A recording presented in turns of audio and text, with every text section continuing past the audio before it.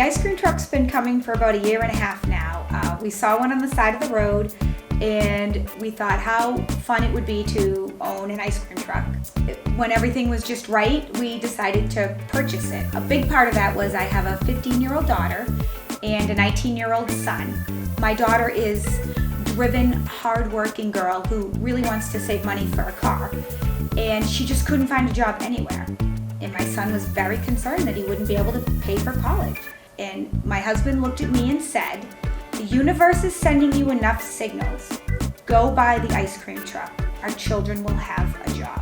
So it's named after Ruby. Ruby's the dog right on the side of the truck, which is kind of neat because it's where the trash chute is, so all the kids get to feed the doggy with their trash after they get their ice cream.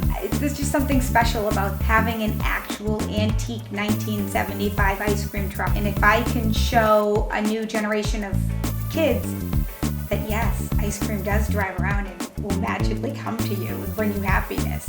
We're on Facebook, Ruby's Ice Cream Truck. We're on Instagram, Ruby's Ice Cream Truck.